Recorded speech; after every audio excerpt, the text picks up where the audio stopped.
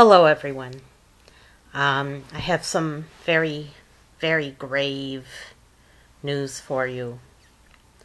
Um, the fighting has escalated in between Armenia and Azerbaijan. Um, Putin attempted to broker a deal, and the Minsk group tried to broker a deal between the two sides, and they agreed to a ceasefire, but they did not honor that ceasefire at all. Neither side honored the ceasefire. The fighting just continued unabated. Both sides are accusing each other of breaking the ceasefire, so they just kept going. They just kept going. They didn't bother honoring the ceasefire at all. So somebody doesn't have any honor. Somebody doesn't have any honor. Clearly, somebody doesn't have any honor, and somebody just chose to keep on fighting.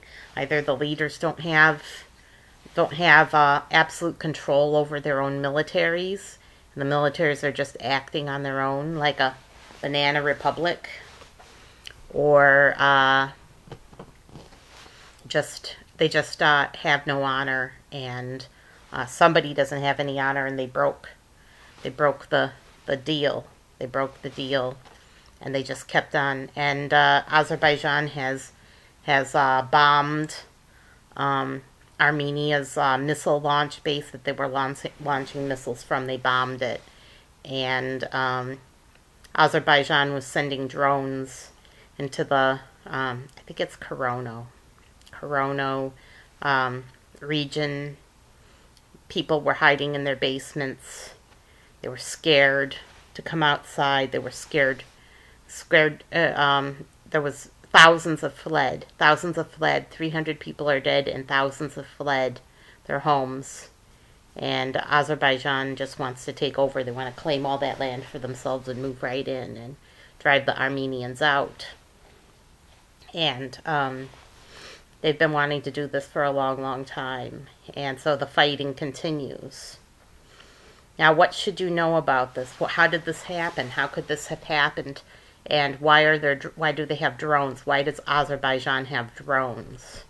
Where did they get these drones from? What's going on? Well, I'll tell you what. Okay, first of all, the U.S. and Russia have been funding both sides of the conflict for many, many, many years. They've given both sides the means to destroy each other completely, to have total warfare. And Armenia is a country that receives more U.S. aid, basically on welfare from the U.S. We're not just extending welfare to our own citizens, we're extending it to the whole world as well. Armenia has received, over the past 16 years, $2 billion in aid, which is a drop in the bucket compared to the whole U.S. economy, but $2 billion is a lot of money. You can buy a lot of weapons with $2 billion. In the past couple of years, like the past 2 years, Trump has sent $100 million in aid to Azerbaijan. So 100 million, that could buy a lot of weapons as well. And over the past 10 years, the nation of Israel has sent $800 million, not in aid, but in weapons, to Azerbaijan. They've sent $800 million worth of weapons to Azerbaijan. What kind of weapons? Advanced tanks with advanced computer systems installed, tracking and firing systems. They've sent armed drones and the computer equipment that goes with it, so they can control the drones that are designed to seek out and kill, especially civilians. These drones they're armed drones that can seek out and kill. Sent them many, many guns, grenades, rockets, mortar, all of the advanced weaponry that both Israel has manufactured and received from the U.S. They've been selling it all to Azerbaijan over the past 10 years to the tune of $800 million worth of just military stuff in return for oil. And these are all undisputed facts. You can check out the description. Check out the links in the description. All of this is in the links. They're still fighting. They're still fighting. It was too early to declare victory. They just didn't honor it. They didn't honor the ceasefire at all, and both sides just kept on fighting. So that's the current state of affairs there. You should know one other thing. Trump owns a hotel in Azerbaijan. Yes, Trump owns a hotel in downtown Azerbaijan. They built it. It was on the recommendation of a Azerbaijani millionaire. And the deal fell through, and he never got any benefit from his hotel. It's not open. It's not open to the public. You can't stay in Trump Hotel Azerbaijan. You can't stay there because it's not open to the public. It's closed down, and it's in one of the worst districts. It's in Azerbaijan. There's a lot of welfare inequality, and in Azerbaijan there's these very, very rich millionaires profited off the oil, and then there's very, very poor people, and the majority of the people are very poor. So only a few people have benefited. And so there's no middle class. So because of the welfare, because of the inequality, economic inequalities, I guess they have a ready supply of soldiers, I suppose, because people just need to survive and they need work, and they're willing to fight to survive, for a little money for their families, for food. So that's the story of what's happening with Armenia and Azerbaijan. Minsk group is still trying to broker a deal and get the countries to stop fighting. They've strongly urged them to honor the ceasefire and cease all hostilities. But if Armenia stops fighting back, they're just going to get creamed, right? They really have no choice but to keep on fighting as long as Azerbaijan is fighting. As long as Armenia is fighting, Azerbaijan has an excuse to keep on going. And if you know anything about the history of warfare, it's very, very hard to stop a war in progress.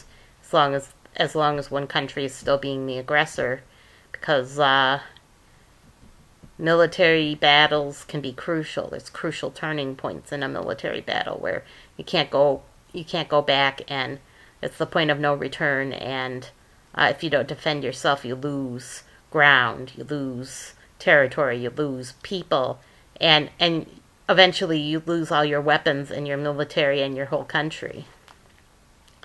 You could be conquered. So it's really crucial that they keep on fighting. They really have no choice in the matter, and they haven't been left a choice. So that's what's happening with Armenia and Azerbaijan. In other news, just briefly, I will tell you that Alvin Cole's mother was arrested.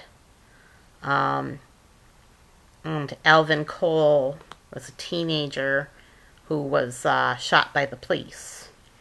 And he had a gun. Alvin Cole had a gun. And he fired 2 shots as he was running away. He was running away from the police. He was trying to escape. And he had flashed the gun in a public mall in the middle of a dispute. There was a fight. And he flashed his gun to end the dispute, or to end the fight in his favor. And the other guy was like, whoa, and backed off and reported it. And that's so he was fleeing from the police, and he fired 2 shots back at the police that were chasing him. And then he got on his knees. He was on his knees, He was aiming the gun right at the police on his knees. He sort of fell to his knees.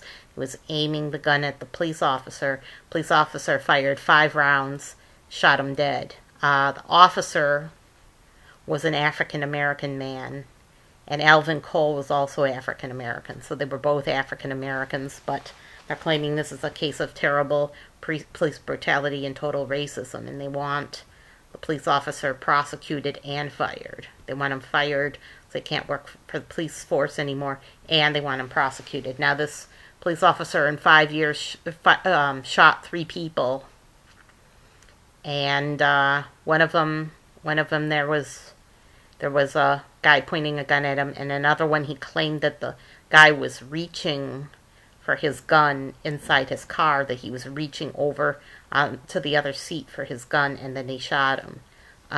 That one is in dispute because there's really no proof that he was reaching for a gun. So, but he claims he was reaching for a gun, and he shot that guy dead too. So maybe it was just, he just works in a really bad area. By bad, I don't mean that the land is a bad land. It's just the people there are just there's so many people there. They're just so violent. There's so much violence in the area.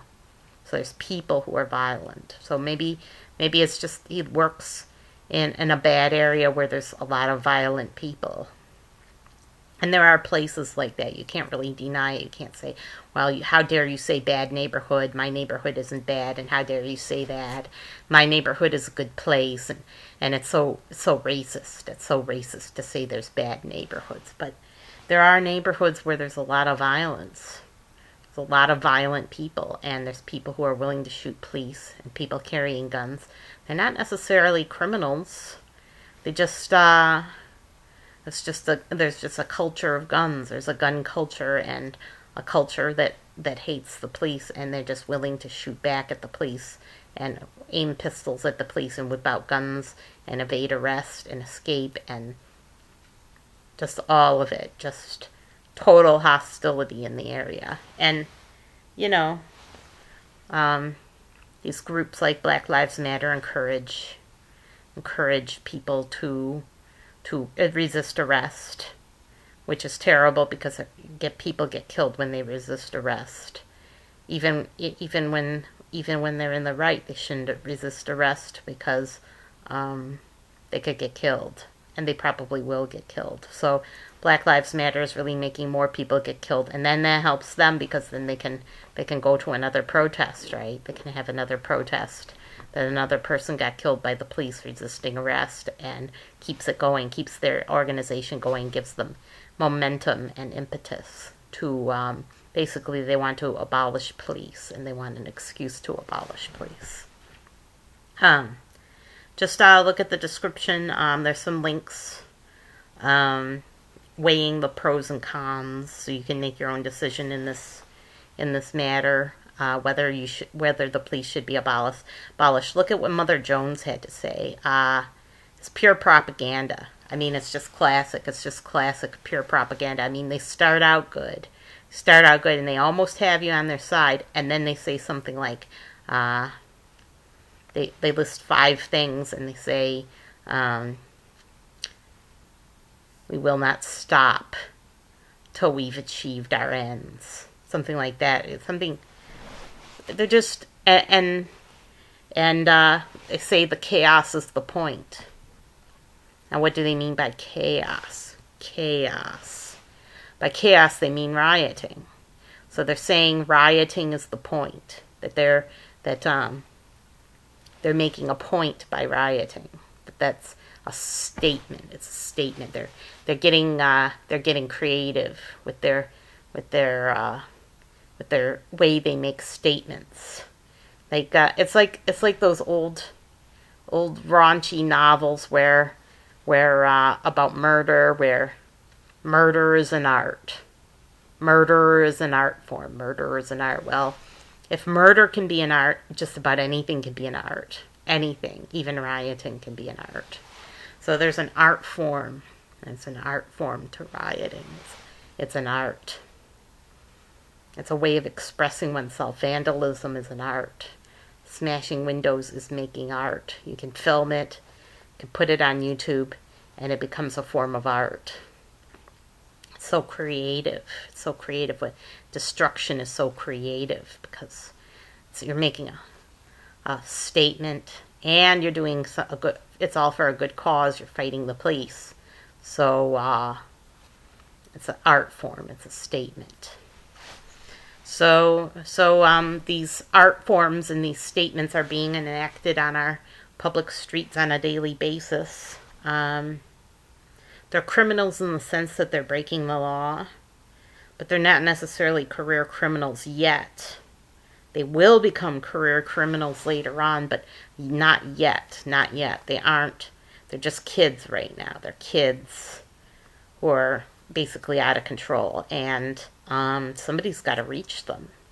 Somebody's got to reach them and just tell them, you're throwing your futures away, and look what your future could be. Look what your future could be, but you're throwing it all away. These kids, they feel so strongly. They have such strong feelings that they don't care, and it's all about feeling. It's more about feeling than thinking. So, and they've been encouraged to lose control in a controlled manner, that they've been taught to lose control because it feels so good. It feels so good to lose control. It feels so good to cut loose. They've been taught in school feeling over thinking.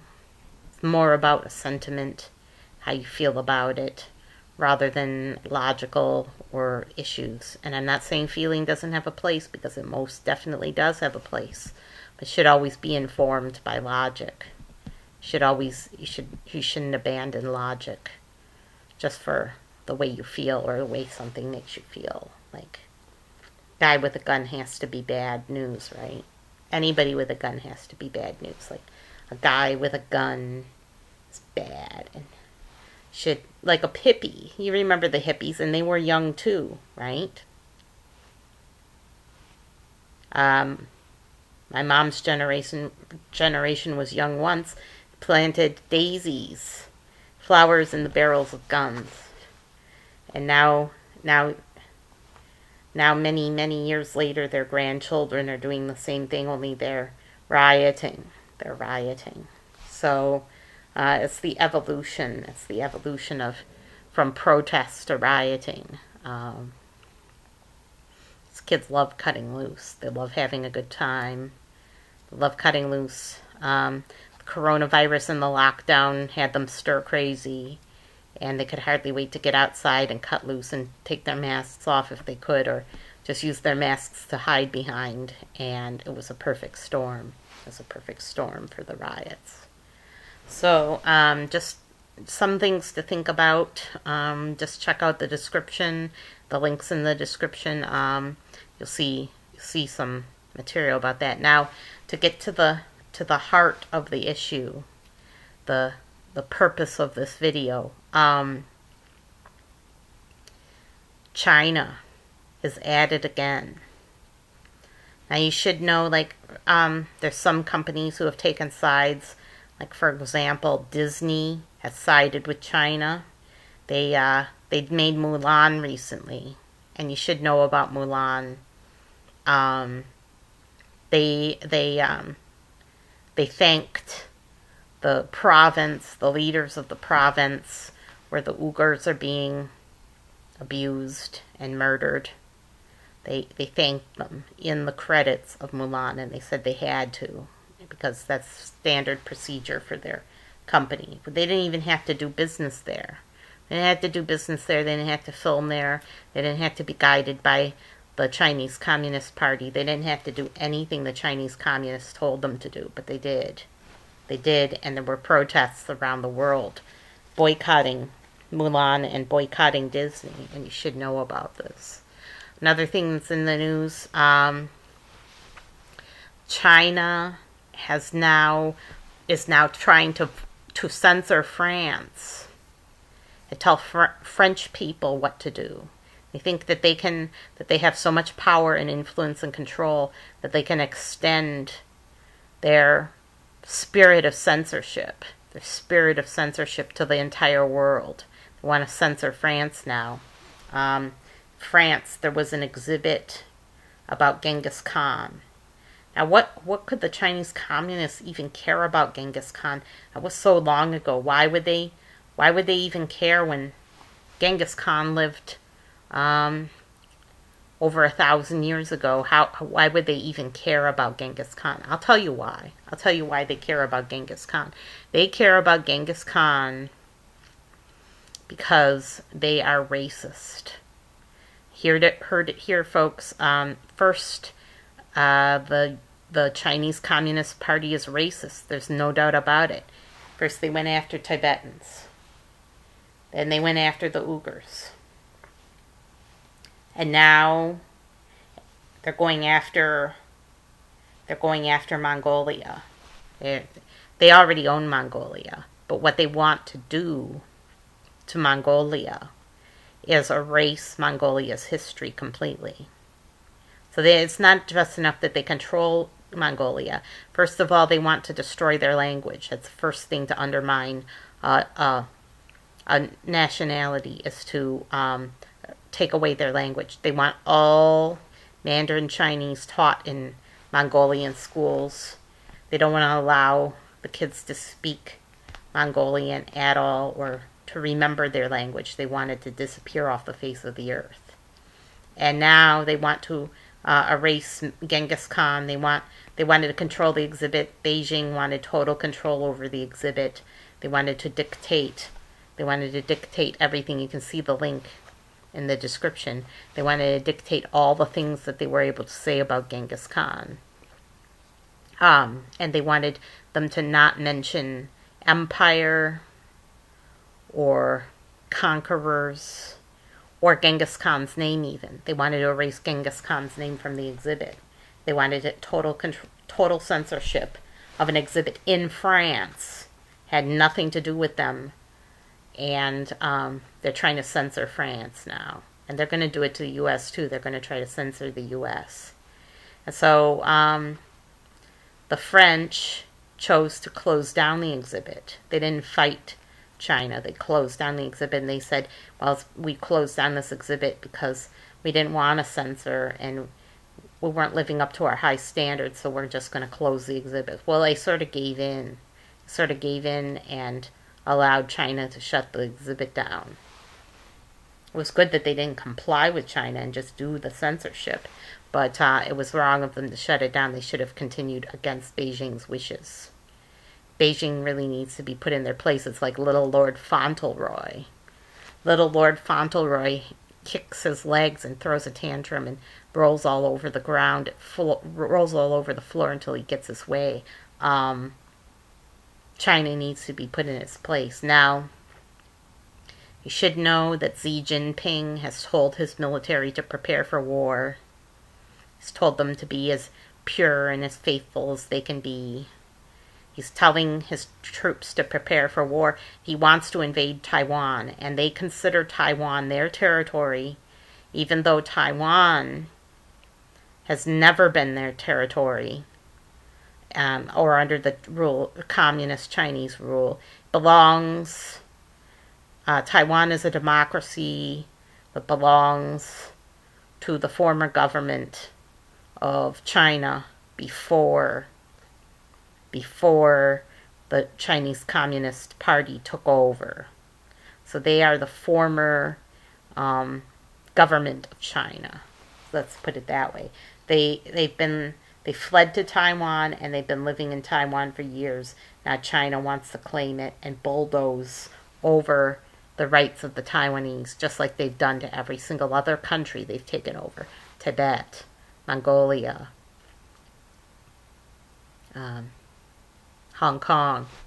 They've bulldozed everywhere they've been in the world. They've bulldozed rights, and they're even trying to invade India now.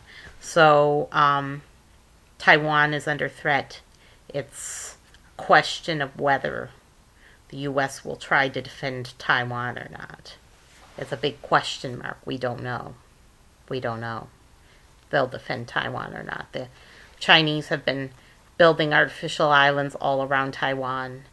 They built 12 artificial islands. They've been setting up positions all around Taiwan. They've got Taiwan surrounded by their military, and they want to take it over and put those Taiwanese in their place that are our satellite.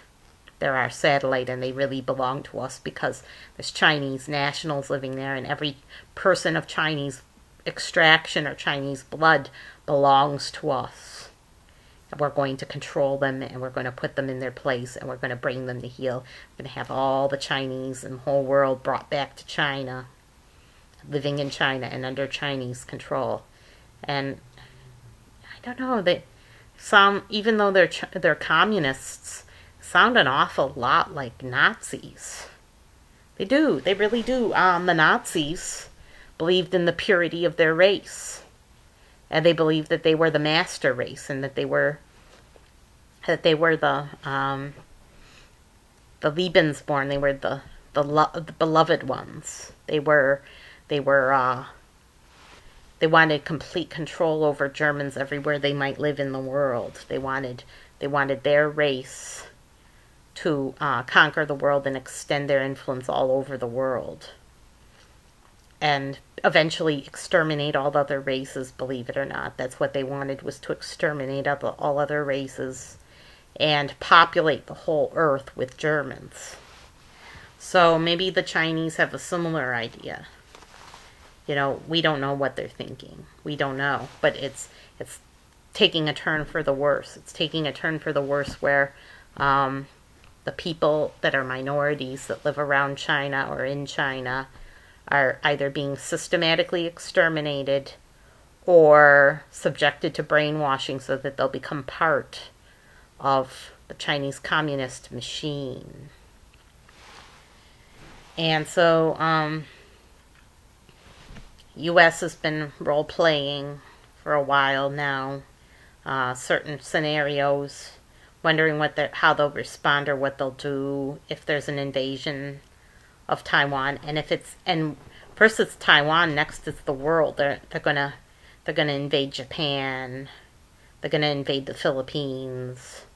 They're already setting up military bases around the Philippines, disputed areas in the South China Sea where there's islands that belong to the Philippines that China's trying to claim. They're moving in. They're moving in for the kill in the Philippines.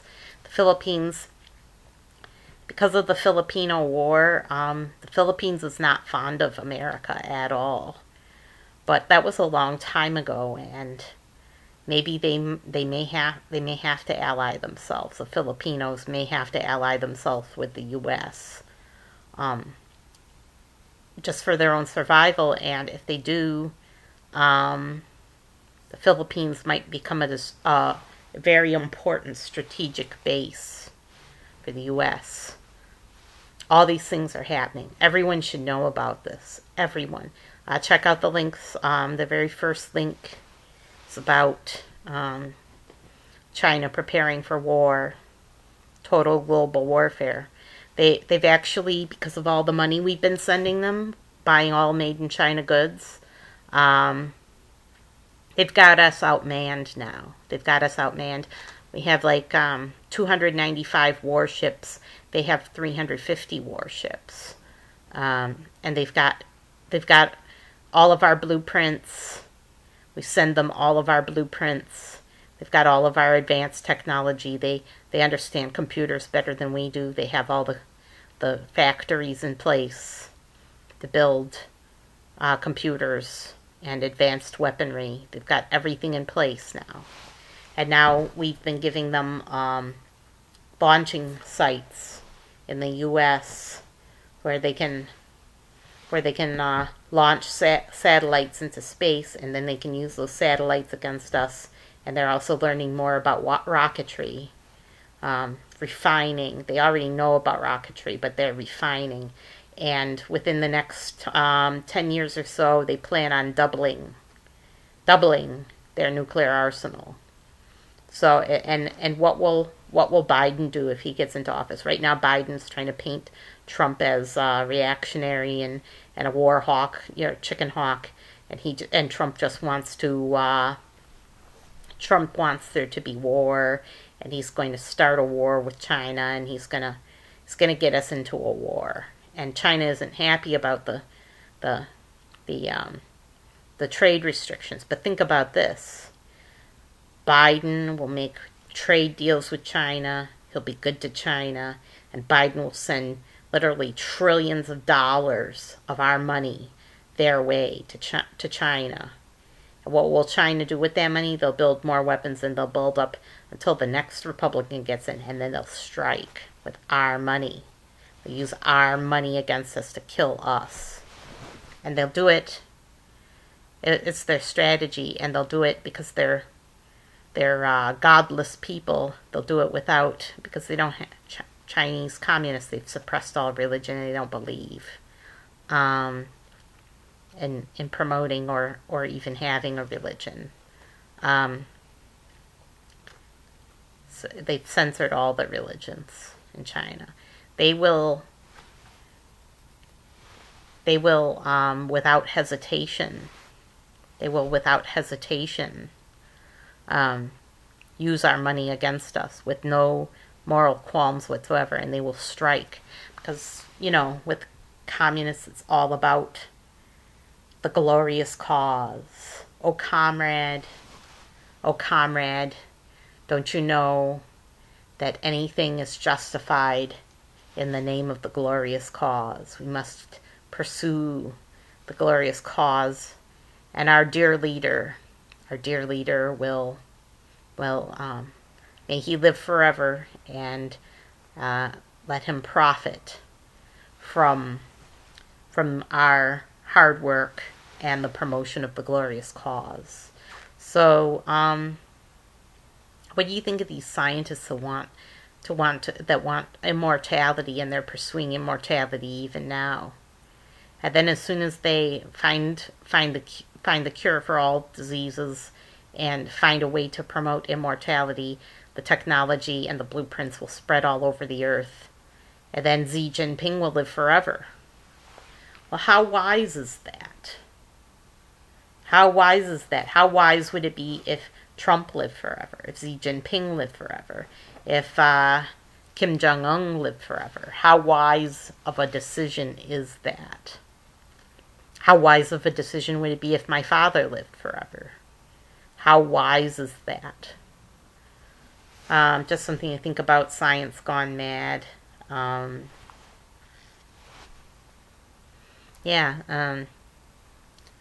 Just some things to think about. I hope having a great... I'm taking this very, very seriously. I will tell you what I just bought, and I just got it today. I bought myself a potty chair. And you're like, Sarah, what do you need a potty chair for? You're an adult. You're a grown-up. What do you need a potty chair for? You don't need a potty chair. You're going backwards. Yeah, but what if there was no water? What if there was no water and you had to flush the toilet? And you couldn't flush the toilet because you had no water.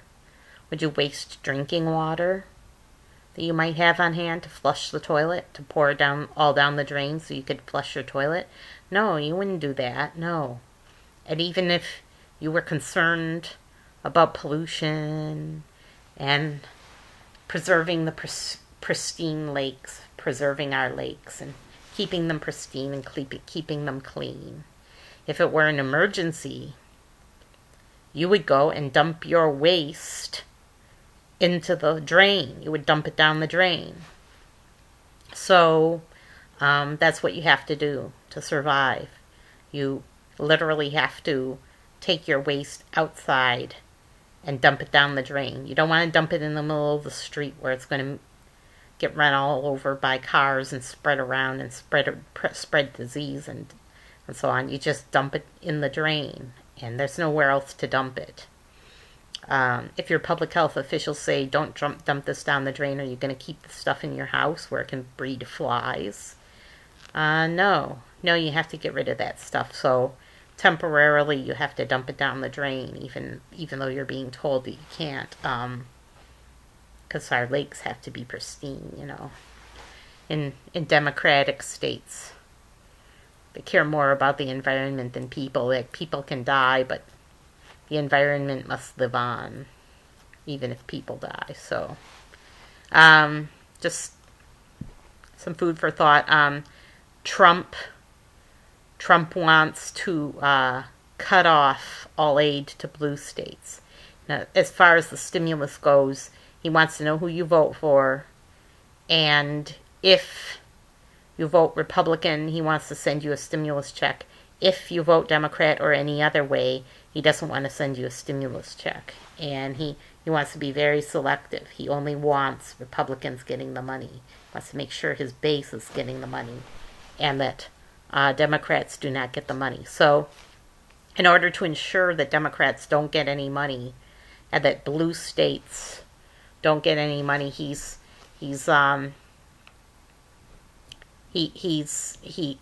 blockading stimulus altogether, and he's been doing this for quite some time now. He countered with a $1.6 trillion deal. They wanted to send $2.9 million, and he lowered it to $1.6 trillion. Pelosi rejected it. Now he's saying he tweeted that he wants to pass a stimulus, and any stimulus they may pass through Congress he will approve.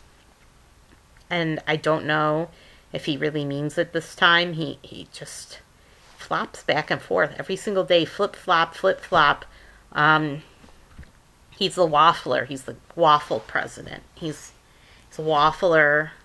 He's a flip-flopper. And he's always changing his tune from day to day. He changes his mind about things. So we're not sure. We're not sure if he's sincere, if he really means it, if he just wants to send the stimulus checks out right before the election so he'll get reelected. We don't know. We really don't know what he's going to do. He's a complete unknown. Keep on prepping. Store shelves will be bare pretty soon. Everybody knows what's going on. Everybody's alarmed. Everybody's worried. Everybody's afraid. And certain individuals with lots of money stockpiling as much as possible. They're stockpiling 10 years worth of food, and that will clear out the store shelves faster than anything. So buy what you can. Buy whatever's left, because that whatever you can afford, because pretty soon the shelves will be bare. Be totally bare. Do what you can. Just do what you can to survive. You may not need food stockpiled for more than a couple of weeks before the U.S. begins distributing food to people. And we do have warehouses full of food. You should know that food, all of these places that cater to preppers say, it lasts on a shelf for 20 years. Yeah, but the vitamins don't last for 20 years. They degrade. Even in the absence of oxygen, they degrade. The food doesn't stay nutritious. It stays edible, but it doesn't stay nutritious for more than 2 years. That's past 2 years. It's past an acceptable level of nutrition, and it'll keep you alive for a few weeks, but you'll need fresh vitamins, and you'll need fresh supplements from somewhere else to get enough vitamins. So minerals are forever. Minerals don't degrade, but vitamins do. So just something to keep in mind. Have a terrific week. Take care, and I'll see you next time.